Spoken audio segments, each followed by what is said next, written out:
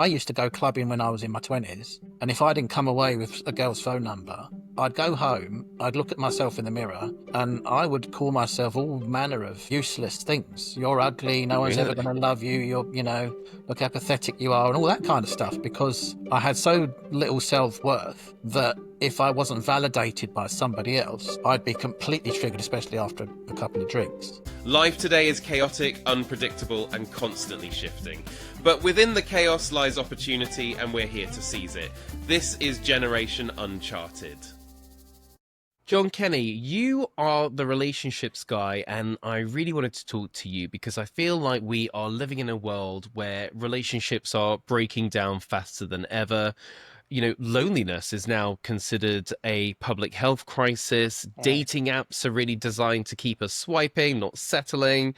In a world where connection has never been easier, why does true intimacy feel like it's hard to find? I think what you just said, the sort of dating apps and I think everything's geared towards the quick fix, I think, nowadays. And so, even myself, sometimes I find myself, why isn't this working so quickly? And I'm looking for that quick answer. And I think relationships have gone a little way down that road. If we're not immediately stimulated, or people don't sort of take our fancy immediately, then we find it that we're quite easy to switch off from those types of spaces. But I think there's also a step away from kind of building the relationship, because of the quick thing. If it doesn't happen straight away, I mean, back in my day, it was like you did some dating and you to see if you like somebody. I think, there's so many options now. I remember even when the first kind of internet dating started, I remember I dated a girl once, and I didn't realise until we'd been together about 6 months that she was seeing sort of 5 people at the start just to see which one she liked the best. Yeah, I think there is a lack of sort of building that into a relationship, and also maybe with the idea of, the too much sex and stuff with pornography around. Maybe some of this stuff is now based around sex rather than intimacy. It's interesting that when I talk to people about intimacy, the first thing they go to is sex. Whereas intimacy can be so many more different things than just the sexual act itself or anything sexual. Yeah, I think we need to kind of build intimacy into a relationship. The touching and the kissing and even if it's the kind words, the nice words, the compliments and everything else, to build that sort of depth of relationship rather than maybe jumping in 2 feet first and seeing where it takes us. Yeah, well, we actually just did an episode on porn, and it was so strange because I interview a lot of people from different backgrounds, and porn kept coming up as this sort of major sort of plot thread between all Yeah. of it, from the dating experts I was having on to the advice columnists I was having on to relationship experts like yourself. It's the role of porn was quite interesting. So we finally gave it and had a porn expert on last week, which is quite Okay, interesting. interesting. So on relationships, so you're a relationship coach. So what are some of the most common things that you're seeing people come to you with now in modern relationships? So my kind of expert area is looking at helping to people to create the relationship they want, whether they're actually in the relationship already or whether they are single and have a history of difficult relationships, never been able to find the right kind of person. So my expert area generally is covering people that haven't been able to get their relationship right. So the next time they get into a relationship, they want to make sure they're in the right mindset and know what they want in a relationship and can engage in a relationship in a different space. Or it's people that are in relationships already, and I work with couples and individuals and help them to kind of build a healthier relationship. So a lot of the stuff that comes up in that kind of area is generally sort of communication, people's needs not being met. And I think that's a lot of the stuff where people come to me that are single as well. It's okay, I don't actually really feel that I've been in a relationship where I've got much out of it before. So I'd like to be able to embark on my next relationship and make sure it's a bit more fulfilling and a happier relationship for them. Do you feel like it's almost an impossible task now, though? The world has changed so much right now, not to cast any aspersions, so I wasn't there. But if I were to think about my parents' generation or my grandparents' generation, it was very much, who do you know in the local area? Well, you'll date then and you'll get married. And, it was all very sort of, well, that's just what you do. Yeah. Nowadays, we know so much. The whole world has opened up. So, if you're into looks, well, you can always find someone better looking on Instagram. even, television now, and I know television's been around for a while, but we've got more than 3 or 4 channels now. And so Yeah. you're seeing lots of different kinds of relationships play out. And what I'm told it's caused is a lot of sort of FOMO. So even if you're in a relationship, you might be thinking about, oh, but I'd love to be in a relationship like I've seen on the TV where they're like this. And then even if you're in that kind of relationship, so is there sort of an almost dissatisfied, no matter what you are, grass is always going to be greener when it comes to a relationship? Or can people genuinely, know what they want and go out and find it and actually be satisfied? So to the end of your question, there absolutely yes, but it is setting that intention, setting your own mind, setting the right space to not deviate from what you want. So not to be distracted, because like you said, there's the Facebook life, isn't there? You see what everyone else having this kind of life, and you might think, okay, well, I'm not doing that, I'm not getting that. Or like you said, but maybe you see all these images on Instagram of people that you might fancy or might be more attractive or have a better body or are doing more things or having a different lifestyle, and then you just maybe get distracted from rather than then looking at your own self and your own relationship. Okay, well, if that's my relationship isn't that fulfilling, it's missing. Do I need to go off then and find somebody else? Or do I need to try and work on that in that relationship? And I think, as you said earlier about the olden days, I'm probably just old enough to be your dad. So in my day, it was more going to bars and clubs and pubs and stuff like that, and meeting people and then developing a relationship from there. There wasn't, there was no internet. So wasn't that, you didn't keep seeing other people's lives. You didn't sort of keep getting maybe titillated by somebody else that you kind of find attractive, unless you kind of met them outside. So there was definitely less availability.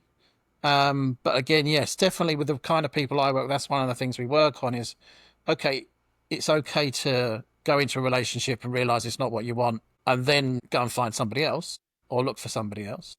But actually don't get distracted by everything else that's going on around you if the relationship you're in is actually could be as fulfilling as you think it could be, or if it just needs a few little tweaks here and there to make it work for you. What does a healthy relationship actually sort of look like? Are there any sort of markers that people can look out for?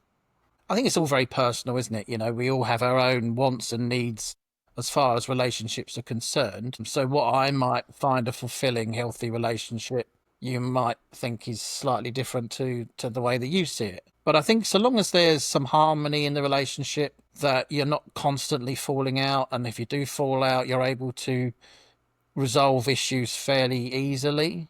You can agree to disagree. You don't have to win in an argument. You don't have to get your own way all the time. That someone is there for your space as much as you're there for their space. That you feel like that person's got you and you've got them, so they can rely on you, and there's a sense of trust between the two of you. And that, again, that's something that's only going to be built over time. So again, if you're not prepared to put the time in to the relationship to see if you can build, and I don't just mean trust as far as are they going to cheat on me or not, but trust as in, do I feel safe with this person? Then unless you're prepared to put that time into that relationship, you're never really going to know. So I think if you feel safe with somebody, that's a healthy relationship. If you know that they've got your back and you're mostly on the same page, and it's quite easy to sort out problems when they come up, because as you know, I know that you've been in a long-term relationship, there are going to be issues, but it's how you resolve those issues and make the relationship healthy. Yeah, I couldn't agree more with that one. Right, where were we? So, talk to me about attachment styles. I hadn't really heard of attachment styles, but I've seen in some of your work that you've done, you've talked a lot about attachment styles. So, what are they? What do they mean? Okay, so there are 4 different types of attachment. So what happens is when we're born, we develop a way of being with our primary caregivers. So if we generally, this is a general thing, if we have a secure, loving, understanding, supportive type of upbringing, we grow up with what's called a secure attachment style, because we learn that relationships are fairly safe. The person that we love, the person that loves us, is a safe person to be around. And so when we get older, we have a tendency then to feel secure when we enter other types of relationships, especially intimate relationships, because intimate relationships are the ones that trigger your attachment style generally. Although, because your parents set you there in the first place, they'll have a big part to play as well, whether you've in with the attachment style that could be triggered by your parents still as you get older. It can be triggered by friends and work and stuff as well. But if you're secure, you look at relationships in a more healthy way, and you don't have the triggers that when you get involved in a relationship might then send you into a different space. So I would call myself an avoidant in recovery. So the avoidant attachment style is somebody that learnt generally as a child that they were better off on their own, to withdraw from conflict, to withdraw from what was going on around them, and sort of internalize everything in order to manage the emotional space and difficulties they were in. I'm what's called a fearful avoidant. So I desperately wanted to be loved, desperately wanted to be in a relationship, but when I got into a relationship, I didn't know how to be there. So once I got to a level or a depth of emotion with somebody or connection with somebody, my brain would go, okay, this is a bit too much. You need to now back off. So you might find that comes across with people that do love bombing and things like that. That's a very common avoidant trait. They're really in at the start, and then as soon as they get triggered, they start to back away. Or you've got someone called a dismissive avoidant who basically just doesn't really want to get involved at all anyway. They'll do a lot of one-night stands, friends with benefits, and you really find it hard to tie them down to anything at all. You've got what's called an anxious type attachment style. That would be when you're a kid, generally you'd be the one that screamed and shouted. You know, you wanted attention, you cling to your parents' legs and whatever it might be to get the attention that you were looking for, because when you became emotionally dysregulated, you became anxious, so then you would chase the affection. And then you've got what's called a disorganized attachment style, which is both, is an anxious avoidant.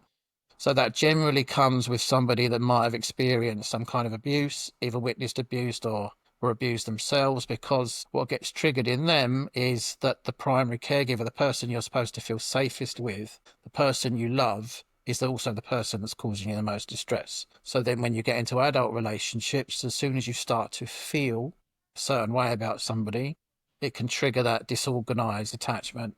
And then you really just don't know how to manage that space at all. That sounds like something that should be taught in schools so that people can recognize things in themselves. Do you think that this kind of thing should be taught in schools? Yeah, absolutely. Absolutely. Teenagers for sure.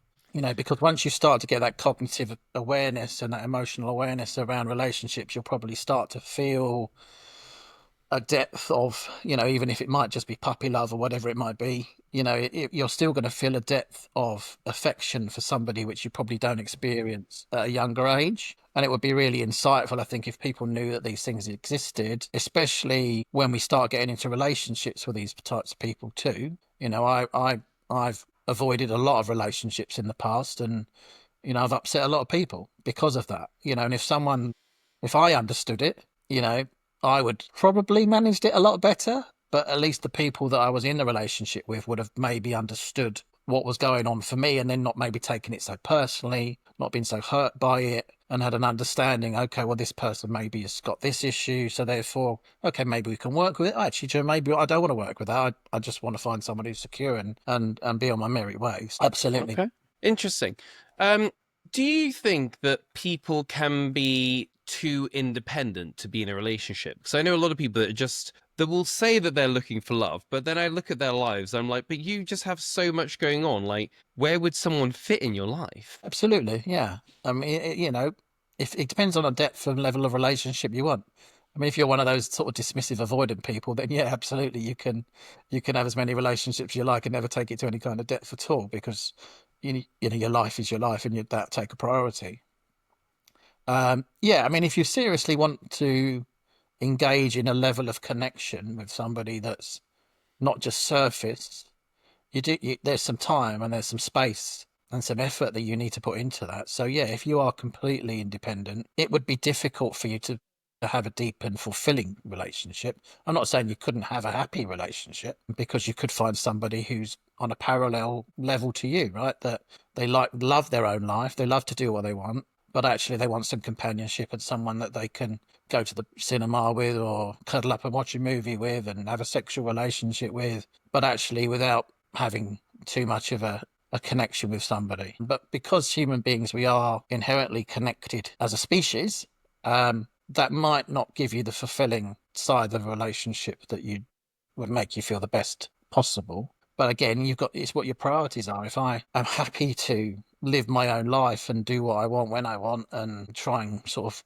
that's my priority and that makes me extremely happy and fulfilled and my life is great, then maybe having a deeply connected relationship isn't necessary or ever going to happen. Um, Coming back to people that are actually in relationships, though, Mm. I'm assuming one of the things that you're asked about is how to deal with conflict and arguments. What is your advice to someone that's in a relationship that's putting off a difficult conversation? Maybe it's around money or who knows what, but a difficult conversation where they really don't want to have it, but it's necessary for the relationship to move forward. What would be your sort of tips for how to approach that, or should you just do it over text? Well, no, definitely don't do it over text. Unless that's the way your relationship functions. Again, we're all different. We all have the most comfortable approach to doing things. I always find texts quite avoidant, but also there's no context, there's no nuance, you don't really know how someone is saying something over a text. So if it's a very important subject, I would always do it face to face because then you can read each other a lot better too. You know, you can see facial expressions, body language. So you might know if someone isn't being completely honest or um, whether they aren't in the space really to have that conversation. But I would approach it from your space rather than, again, we have a tendency to do a lot of blaming. You know, we come at people with stuff. You know, I think it's that, again, that's something that could be taught when we're younger because we're generally taught. I know I was definitely taught. You make me sad, you make me angry. So I became ultimately responsible for how other people felt. And I remember lots of conversations that I've had in the past when I've not been happy. I've come at people and said, well, you're doing this and I'm unhappy and I don't, all that kind of stuff, and kind of blaming them for my space. So I would approach it that you need to tell someone the significance of this for you first, what they're doing or what they're not doing, how that might be making you feel, and see what kind of reaction you get to that. They still may become very defensive or quite attacking in their defensiveness, but at least you're coming at it from an angle which is, this is how I feel about it. This is what I think is going on. And again, notice the difference between thinking and feeling, because most people that think things through say, well, I think that. And most people that come from a feeling space will say, I feel that. So again, it'd be interesting also, as a little side note there, just to, when you're communicating these kind of things with somebody, you can miss what level they're at because they might say, well, I think, and you say, I feel. And then you might hit a barrier there because you're coming from different spaces. But yeah, definitely I would come from your space first and then ask them how they feel about it, what they think about it, to get their opinion. And then you generally can open some kind of dialogue with them rather than, sort of, like I said, attacking them or immediately saying that there's an issue with them, rather that the issue is within you because of what they're doing. Right. What would you say to someone, and I appreciate what you've said about the attachment style. So maybe sort of like this is not someone's natural attachment style, but maybe someone's just been burnt so much and they're like, that's it, I'm swearing off relationships. Yes, I like being in them, but they always end terribly. I've had enough. I only want to have one night stands from now on or no contact at all, but I don't want another relationship. Mhm. Is that a healthy place to get to? Is that someone's empowered choice, or is that just not going to work out for them? What would you kind of say to someone that's come to that conclusion? I'd say they could try it and see how they feel about it. But if it's inherently in them not to do that, they're not going to feel like it at all. It's not going to suit them. There's going to be something about that that's not going to feel natural. It's definitely not going to make them very happy. But for a short period of time, if they just want to go and have some fun, but long term, that I wouldn't have thought, because their attachment style, it wouldn't be an attachment style issue because attachment is set from childhood. You can switch your attachment style as you get older, working on your stuff that drags you into that space. So, I mean, if you were like an anxious attachment person, you probably would never do that because every time you connected with somebody, you'd then want more or less. You'd find it hard to break away from that relationship if it made you feel good or Yeah. gave you something positive. But yeah, I'd say there's no harm in trying that. But I would suggest that if you've never done it before, it's unlikely that it's going to feel incredibly comfortable to you or natural. And then you could struggle with other issues around yourself. Again, if you've become attached to somebody, you've told them you just want a bit of fun, and then, you might then get engaged a bit more into the relationship and they're like, well, we're just having fun. So you could find yourself on the receiving end of even more hurt doing it that way. Hmm. But so long as you're comfortable enough, and the phrase emotional intelligence pops to mind. If you're emotionally intelligent enough to say, this is what I'm doing, this is why I'm doing it, I want to see what this feels like, but I'm not going to put too many eggs in this basket to see if this is a new way of doing things or whether it's just I'll try it and see. But again, what I would then say is you then need to talk to someone like myself, because there's clearly something going on within your past relationships, which means it's never working out. So there's a mindset, a relational pattern, an attachment style, something that's going on in your mind that's allowing you to keep attracting the wrong types of people. And that's why that relationships are never going to last. Interesting. Well, let's move away from relationships with other people, because I really do want to focus on relationships with yourself. So tell me a little bit about why people struggle to make decisions about their own life. What's going on there?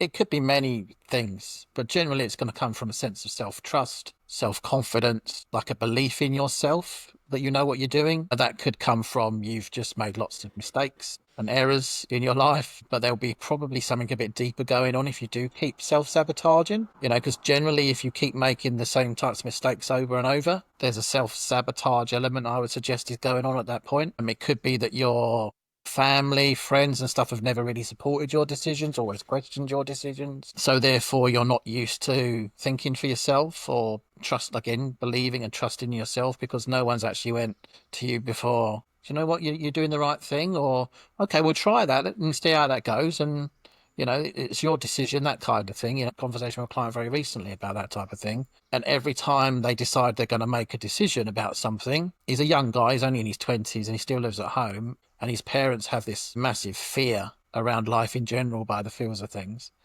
And every time he says he's going to do something, they go, "Are you sure you want to do that? If you thought about what's going to happen?" And everything they say to him is about, and they've said it his whole life, it's all, they put their fears of making a decision onto him. So now he has no confidence to make a decision, because every time he says he's going to do something, he goes, "Oh, but what if?" And that's been instilled in him by his parents. So it's a difficult space for him to be able to make a decision. He just doesn't believe in himself enough to make a decision. And what can people do to turn the tide? I think that, as you mentioned, the relationship with yourself is really important here. It's about your self-belief. How do you see yourself? Are you deserving of the spaces you want to get yourself into, the things you want to do, the life that you want to live? Because again, if you're not, you could hesitate about making decisions because you don't feel like you deserve the things you're going after. Or, like I said, if you don't trust yourself, there could be a lack of self-belief in your ability to get things right and get things done. So therefore, you'll make a lot of choices based on the fact that you're waiting for somebody else maybe to validate your decision, or you're just too fearful of what the consequences might be. I know there's somebody else I was working with recently just had this fear of what people think about them all the time. And it used to come across in the sessions. I'd say something and they'd hesitate. And I'd say to them, "You're worried about what I'm going to say about that, aren't you?" Because they didn't want to answer me, or they'd said something and then they kind of backtrack on it because all of a sudden they became conscious that I might judge them. But it's actually their fear of being judged that comes across. So if they're making a decision and the consequence of making that decision is that it doesn't work out, or are you going to agree that this is okay for me to do, and they have far too much going on in their head about what people are going to think about them. So therefore, again, they might seek validation from someone else, or they might just never make that decision because they don't want people to judge them. That makes sense. Talk to me a little bit about the role the subconscious plays in all of this, and the role the subconscious plays in happiness. Because sometimes I think people can't help who they are and what their subconscious is doing, no matter what tips and tricks you give them. I read somewhere that your baseline happiness, like for an individual person, is almost sort of set. So for some people, they're going to be in despair a lot of the time because that's just where they naturally are. Whereas other people, you could find out your mom had died and you'd obviously be sad about that, but it wouldn't take you long to get back to your sort of base level of happiness or feeling okay in yourself. Is that true? I think we're all born with a predisposition to certain things. So genetically, things are passed on that could, again, I think a lot of this depends on your environment as you grow up, that if you are predisposed to depression or anxiety or low mood or a pessimistic negative outlook, then if you're growing up in a space where that's normal, you will find it much harder to deal with certain environments. If you've had chaos and turmoil and stuff in your life then again, you're either, a lot of people may shut that down, so therefore they don't feel it as much, or some people might have that again as an exaggerated reaction because, again, they've never learnt to deal with emotions in a healthy way. As I mentioned earlier, the phrase emotional intelligence is how emotionally intelligent are you? Do you know what you're feeling? Are you aware of your feeling? Do you know it's going to be okay? I mean, probably if you speak to most people, everything you've ever been through that's terrible, you come out the other side. Obviously there are some exceptions to that, but if you suffer a loss or something goes wrong in your life, no matter how bad it generally is at the time, most of the time you're able to get through it and then you feel okay, and you become a bit more resilient to maybe the next time these types of things happen. So some of these sort of things also happen with people that never really experience any trauma or have any issues in their lives, and then that's all of a sudden there's a problem, and they're like, oh, I've never experienced anything like this, and your brain has no context to it and doesn't really know what to do with it, so it can hit you a lot harder. But I think you can change that. I think if you're, like you said earlier about the subconscious, most of the time your subconscious will automatically trigger a reaction in you. But having that awareness of what that reaction is then becomes your conscious thought. Okay, so I know why I'm feeling this way, but then consciously, how do I want to respond to this and what's going on around me? So yes, your subconscious, I think, is responsible for about 80% of what you do, Yeah. maybe a little bit higher. Yes, your subconscious is generally going to drive your behavior if you don't address the subconscious behavior that's being driven. So if it's a level of happiness that you've derived in your subconscious, and your subconscious is like, oh yeah, no, I'm happy about that, I'm happy about that, I'm happy about that, then a lot of the time you're just going to have, like you said, a baseline of happiness which is higher than someone else. If your baseline is, oh yeah, I'm not very happy about that, and you have I mean, I don't know if you know, most people have a very negatively biased brain. Most people have a negative brain, but it's a survival instinct from when we've evolved as human beings, that we needed to remember the last time we saw a tiger in the bush. So negatively, we need to remember those negative experiences more powerfully, because in the past they were generally life-saving experiences. Now, as human beings, we do have a tendency to be more negatively biased in our thinking anyway. So we focus a lot more on the negative than we focus on the positive. We expect negative rather than expecting positive. But you can change that. You can learn to be a bit more optimistic and less pessimistic. You can learn to buy into the good things and be grateful for the good things in your life. I actually had an online program on my website a few years ago, which was how to improve your mindset to be happier. And it was all about buying into these different ways of thinking and doing different things, and thinking and being consciously more grateful and happy around your own life, and then changing the things that needed to be changed that weren't making you very happy. That's really interesting. I've always wondered how much this kind of therapy and coaching actually helps, but when I've done certain elements of it, I think for me, I've always found knowledge is power, where you might not even realize, oh, that's a self-fulfilling prophecy, or whatever it is, or that's, this is how I'm negatively talking about myself. And sometimes when you just realize that that's what your brain is doing or how it's worrying, it's actually easier to overcome some things. Absolutely. Yeah, like you said, self-talk's important, really important. If I have a really negative, I mean, I used to go clubbing when I was in my 20s, and if I didn't come away with a girl's phone number, I'd go home, I'd look at myself in the mirror, and I would call myself all manner of useless things. You're ugly, no one's ever Really? going to love you, look how pathetic you are, and all that kind of stuff, because I had so little self-worth that if I wasn't validated by somebody else, I'd be completely triggered, especially after a couple of drinks. And I would be so hard on myself that I would feel awful for weeks, sometimes on end. And I would just keep reiterating that negativity to myself all the time.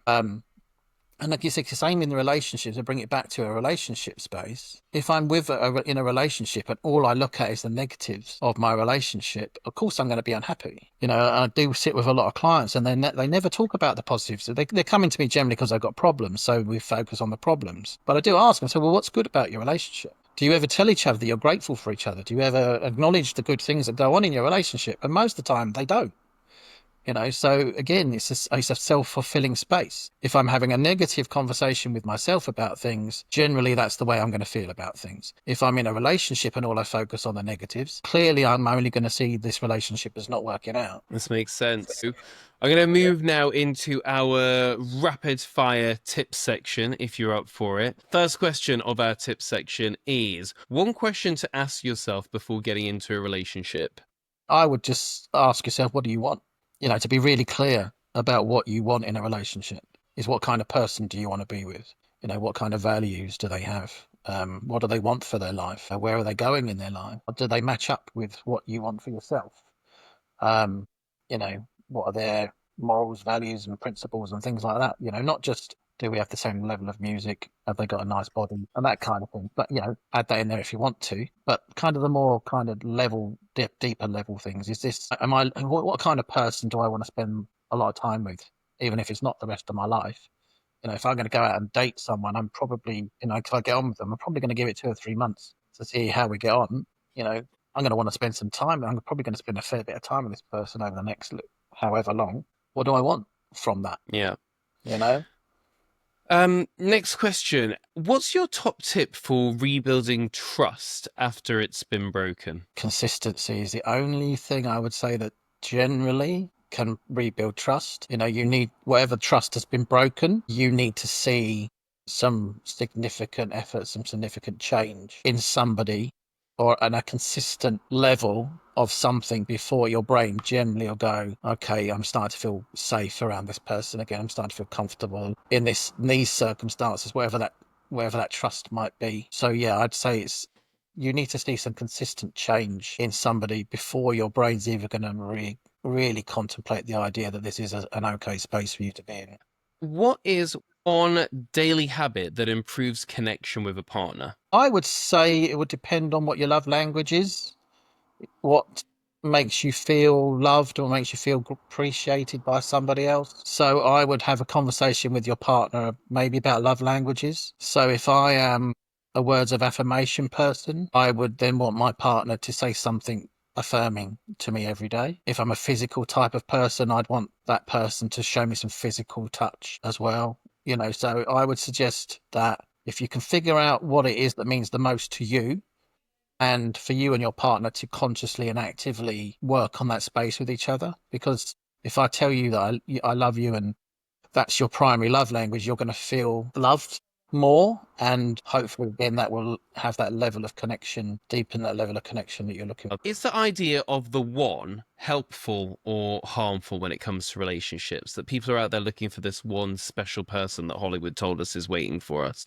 On the whole, I'd probably say it's negative, Right. just because it sets a level of expectation, but also that you've only got one shot at this to be happy, and I don't think that's ever the case with relationships. Yeah, so I would say it's probably on the whole. I think when you're thinking about the person you want to be with, I think you need to have a good idea about what that is and who that is. But to say that there's just one person out there for you that's going to make you happy for the rest of your life, and if that doesn't last, then you've blown your chance. Again, that could make you hang on to a relationship, which is really no good for you. And also, if we look at a lot of the stuff that goes on in relationship stuff nowadays, where maybe people get too engaged too quickly in the relationship and you see someone as the one, and then things start to change, you might try and hold on to that when you shouldn't. Right. You know, so yeah, I'd say on the whole, it's probably not a great idea to have in your head. What is one question that you ask every client? Probably what you said earlier on is what kind of relationship do you have with yourself? And because that's a key indicator of the relationships that you're probably experiencing around you at the same time. So yeah, that's a key question that most people find really difficult to answer as well. It's something they don't really consider or think much about. Does the advice you give people differ on their age when it comes to relationship? So in their 20s, have people got, well, it doesn't matter if you don't get it right, but by their 40s, you're kind of like, you better get this right. How does that relationship, or do people know themselves so much better when they're 40 rather than 20? Like, how does the advice you give differ based on where people are in their life? I would say generally people are more experienced in their 40s around relationship, but not always. I've worked with someone last year and they'd never had a serious relationship and they were in their late 40s. So they didn't have much significant relationship experience. Yes, probably I'd say it's slightly different. I think there's when you're younger, you see your future as a way off thing. You know, old age is a way off thing. So you're probably a bit more comfortable with taking more chances with things. No, I would say it's pretty much the same for everybody. You got to get it you've got to be in the right frame of mind to get this right. You've got to have the right mindset around the relationship to get this right. So yes, I think people that bring a lot more experience are probably more aware of the things that haven't worked in the past, might be more aware of the things that they want now, and things will change probably again as you get older too. So if you're in your 20s, you might not necessarily be looking for the same type of relationship as someone that's in their 40s. You might, in your 20s be looking for something which is more fluid, not really going to impact on your life so much. Whereas if you're looking in your 40s and you're thinking, actually, I've done this a lot, but now I want to settle down. Or you could say, I don't really want to settle down now in my 40s. I've had enough of that settling down stuff in the past. So I think it's still very individual. Yeah. So I'd have to take everybody on the space that they were in. But I would say it's probably slightly different with people that are older because they generally have a better idea of what's happened to them so far, what's happened in their life so far. So they have a better idea about where they're going with stuff. Yeah, no, that makes sense. Right, well, we're on to our final question now. So if there was one piece of advice that you wanted people to get from this conversation, what would it be? So they see this episode, they think, I'm not listening to that whole thing, but they skip to the very end. What's the one piece of advice that you'd like them to take? I'd say go back and listen to the whole show. One piece of advice. I think probably I've said it a few times already, is just know what you want. Yeah. If you're in a relationship now and it's not working for you, are you getting what you want? Are your needs being met? There's something I was talking to someone else recently after I watched something else on a podcast, and they were saying, we're very selfish, we're very self-centered nowadays. All we think is self. What do I want? What do I need? But when it comes to a relationship, I think it's something you definitely need to reflect on.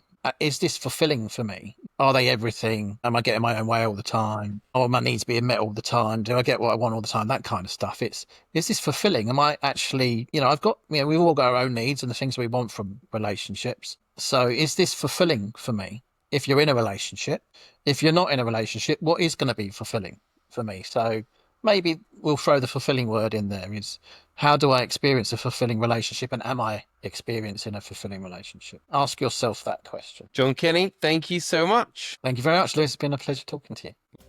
Thanks for watching. Don't forget to like and subscribe.